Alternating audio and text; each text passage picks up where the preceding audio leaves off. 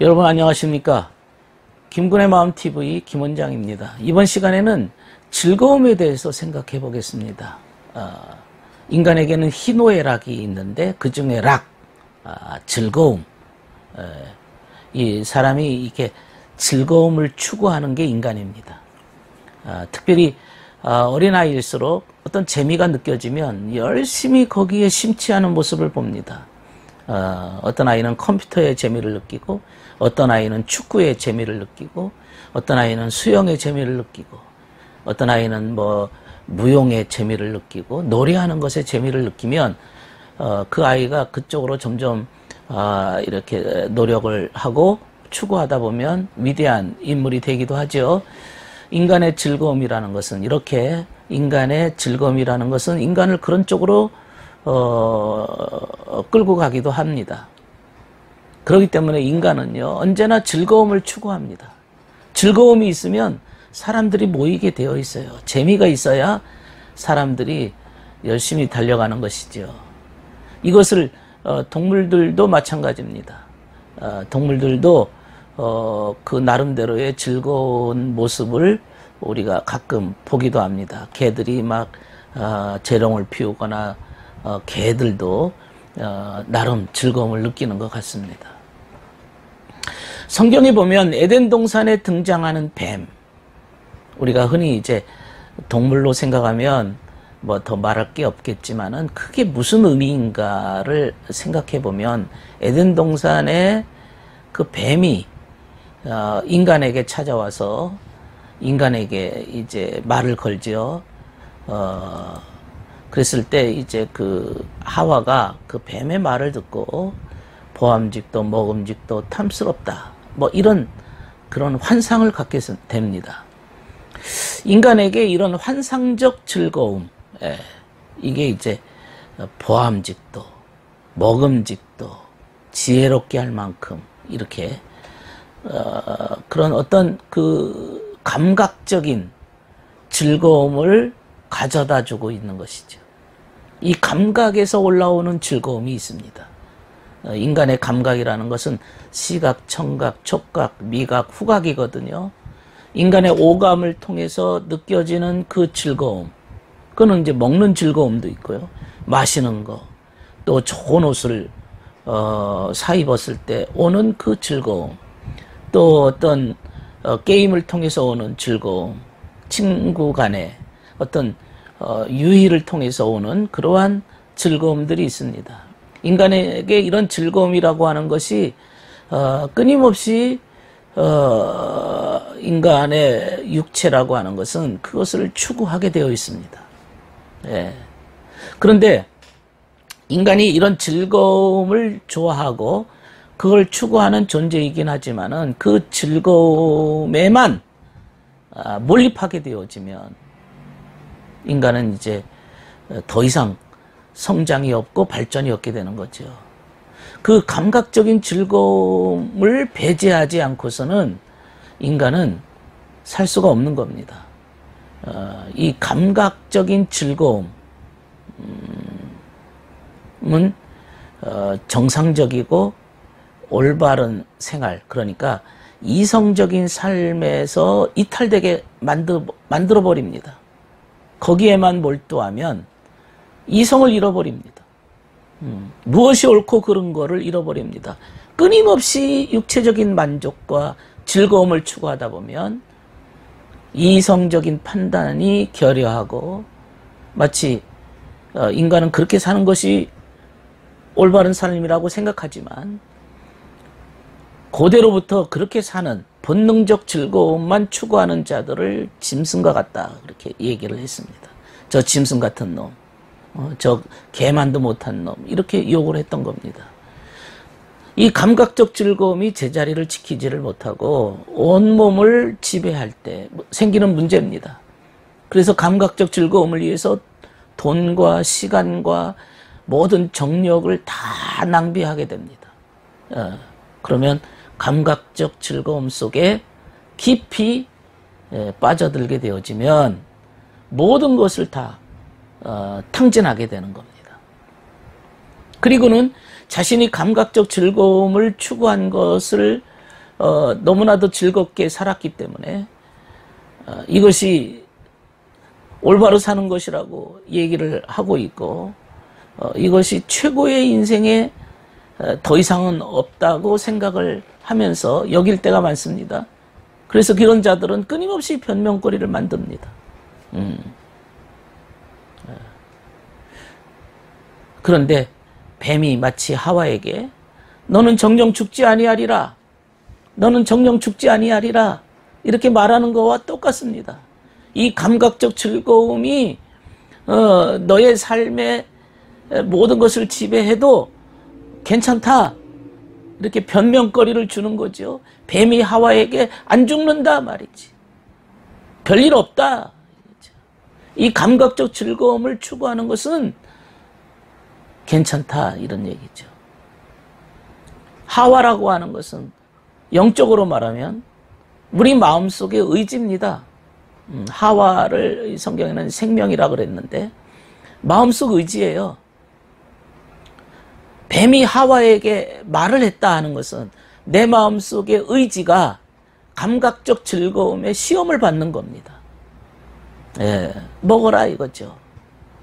네가 좋으면 좋은 것이다 이거죠. 네가 하고 싶으면 해라 이거죠. 마음대로 살아도 된다 이거죠. 너만 즐거우면 그게 뭐가 문제될 게 있냐 이거죠. 예. 그래서 모든 관심을 감각적 즐거움에 심취하도록 유혹하는 거지요. 뱀이 하와에게 말했다는 것은 내 마음속 의지, 하와라는 뜻이 생명이라는 뜻이라고 그랬습니다. 내 마음속에 생명이 곧 의지거든요. 의지에다가 끊임없이 부추기고 유혹하고 계속 시험을 하고 있는 겁니다. 그런 유혹에 빠져들게 되어지면 이제 하와가 그 선악과를 먹었어요. 그 감각적 즐거움에 빠져들었습니다. 그리고는 혼자만 먹고 죽는 게 아니죠. 누구에게 갑니까? 아담에게 갑니다. 예. 아담에게 가서 입증하고자 하는 거죠. 내가 행위가, 나의 의지가 이렇게 해도 괜찮다는 것을 어떻게 보면 동조자를 찾는 것입니다. 여기에서 아담을 또 뭘까요? 아담이 과일을 이제 하와가 주는 과일을 받아 먹지 않습니까? 아담이라고 하는 것은 또 다른 나입니다. 내 속에 있는 나예요, 나. 맞아, 괜찮아. 어떻게 보면 내 속에 있는 사상과 생각과 내 속에 있는 이성이라고 말할 수 있어요. 그래서 내 속에 의지가 실천을 해놓고 이성이 너 그래도 괜찮아 라고 과일을 받아먹는 거죠. 그게 아담을 상징하는 겁니다. 내 마음속의 하와가 내 마음속의 아담에게 검증을 받는 거죠. 이렇게 살아도 괜찮은 거지. 이성이 그래 내가 변명거리를 만들어줄게. 내 사상을 거기에 포장지를 만들어줄게. 아담이 덜컥 받아먹습니다. 이성이 인정을 해버리는 겁니다. 그러면 이제 나라고 하는 존재가 죄악의 길에 빠졌음에도 불구하고 변명거리와 핑계거리를 만들었습니다. 자, 내 속의 의지와 이해가 그런 식으로 깊이 빠져들어가면 그 결과가 어떻게 될까요? 그것으로 다 끝나게 될까요? 자신의 모습이 과연 더 풍성하고 귀한 모습으로 될까요? 그렇지 않습니다. 벌거벗은 광경을 발견하게 됩니다. 아담과 하와가 자신이 벗었다 이거예요. 벌거벗었네. 이거를 발견하게 됩니다. 자신이 벗었다는 사실을 깨닫게 됩니다. 이 말은 나라는 존재가 얼마나 나약하고 부족하고 얼마나 미약한지를 발견한 거죠. 나의 모습을 알게 된 겁니다. 진정한 나의 본질을 찾은 겁니다. 벌거벗었습니다. 벌거벗었습니다. 아무것도 가진 게 없어요. 이 감각적 즐거움을 추구한 이 모습이 결국에는 벌거벗은 자신의 모습을 발견하게 만든 거지. 예. 그러면 어떻게 될까요? 나 자신의 뻘거벗은 모습을 발견했을 때 주님께 나가야 이제 거기서 또 해결책을 얻는 것인데, 그럼에도 불구하고 주님께 가지 않습니다. 주님께 오는 대신에 스스로 이제 변명거리를 만드는 거죠. 그 변명거리가 뭡니까? 그게 아담과 하와가 입었던 무화과 나무 이파리입니다. 감추는 거예요. 숨기는 거죠. 변명거리를 만드는 겁니다. 이게 인간의 타락한 모습입니다. 그러면서 또 말하기를, 세상은 원래 그런 거야. 인간이 완벽하게 죄 안 짓고 살 수 있겠어? 그저 내가 주님만 믿으면 되는 거 아니야? 인간은 어쩔 수 없이 약하기 때문에 할 수 없이 죄 짓는 거야. 그래도 주님은 아셔. 이렇게 자기 아전인수격으로 또 변명거리를 만들어냅니다. 이게 이제 주님의 계명을 떠났을 때, 주님의 도움 없이 살겠다고 이렇게 이제 선포한 인간들의 모습이죠. 그때부터는 이제 벌거벗은 모습이에요. 내적인 생명이 없다 이거죠. 이게 저주의 길입니다. 인간이 감각적 즐거움을 추구함으로 오게 된 결과물입니다. 인간의 고집입니다. 완악함입니다. 인간의 독립심 같은데 하나님 없이는 살 수 없는 인간의 모습이라는 것을 아주 깨닫게 되는 계기가 되는 거죠. 아담과 하와에게 주님께서 경고하셨습니다. 뭐라고 하셨죠? 정령 죽으리라. 정령 죽으리라. 이 감각을 추구하면서 살다 보면 우리 마음속에 있는 이성과 양심과 주님의 말씀을 따르고자 하는 귀한 마음들이 다 죽는 거예요.